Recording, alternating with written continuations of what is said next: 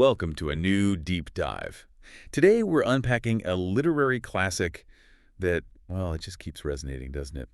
Jane Austen's Sense and Sensibility. We've Absolutely. gathered some really fascinating insights, looking at everything from its origins to how people see it today. It's a whole legacy. Yeah.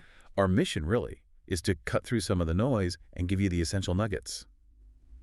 Why this novel is so much more than just a simple romance. And it's fascinating, isn't it, how this novel, first out anonymously, by a lady back in 1811, Hmm. tackles these, well, truly universal themes. It's Yeah. just a rich look at human nature. You've got Yeah. these two sisters, and they're navigating this really restrictive world with totally different approaches after their family loses everything. Okay, let's really dig into that core idea then. This famous pitting of sense against sensibility. Hmm. We're talking like good judgment, wisdom, prudence versus sensitivity, emotion, feeling everything deeply. Yeah, Eleanor and Marianne Dashwood, they really embody these qualities, don't they?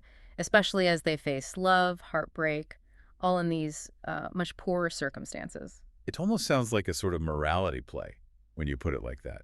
Well, early critics sometimes did see it a bit like a conduct book. They really praised Eleanor, her sort of measured temperament, as the ideal. Ah, okay. But that kind of begs the question, right? Are they just stereotypes, one-dimensional examples? And the answer is Our sources pretty strongly say no. Marianne, through all her suffering, she learns self-control, a bit more prudence. right. She grows. And Eleanor, she learns to actually show more of her deep feelings. They end up being much more alike than different, really.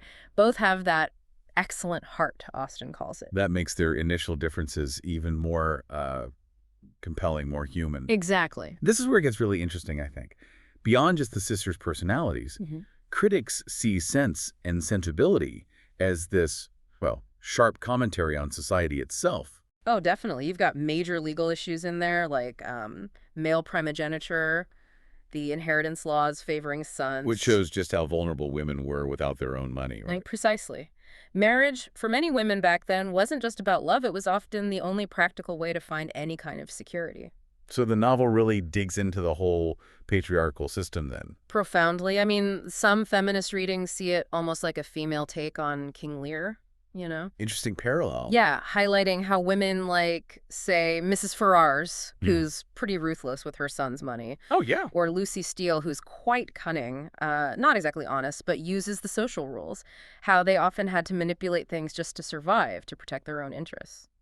So it's definitely not just a simple find a husband story. Yeah. That societal critique goes deep. I've seen it called a dark and disenchanted novel. What's that about? It suggests Austen wasn't afraid to really challenge her readers, to make them question what a proper life even meant. These readings point to a critique of institutions like property, even marriage itself sometimes. Look at some of the male characters, often portrayed as, well, uncommitted sorts. Right, like Willoughby. Exactly. Characters who kind of move on from the human wreckage, as one critic put it, that they leave behind. It really underscores the emotional and often financial fallout for women. Their security was so tied to what men did or didn't do. That's a really powerful point. So did her writing style change to capture all this complexity? That's another fascinating layer. Apparently, Sense and Sensibility started out as an epistolary novel, all told through letters. Oh, really? I didn't know that. Yeah, but Austen moved away from that.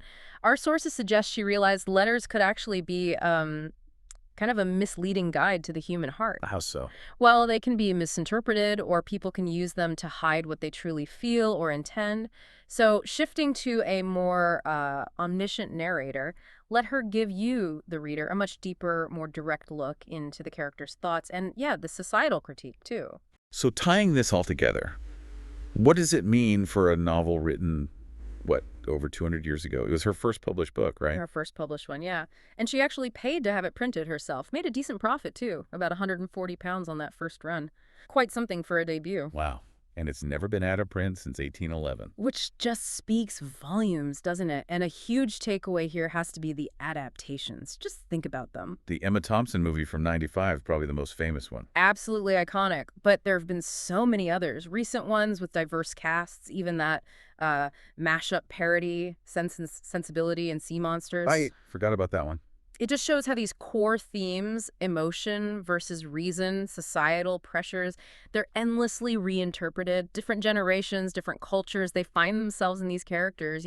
It's a real testament to how well Austen captured something universal about being human. So we've really navigated the depths of Sense and Sensibility today. It's clearly not just a compelling story, but this really complex social commentary and proof of Austen's incredible artistry. Definitely more than a simple romance. And its enduring relevance kind of makes you wonder, doesn't it? In our world, which often pushes us to be either totally rational or super expressive, how much sense and how much sensibility do you find yourself balancing in your own life? That's definitely something to ponder, perhaps as you consider which Dashwood Sisters approach resonates most with you right now.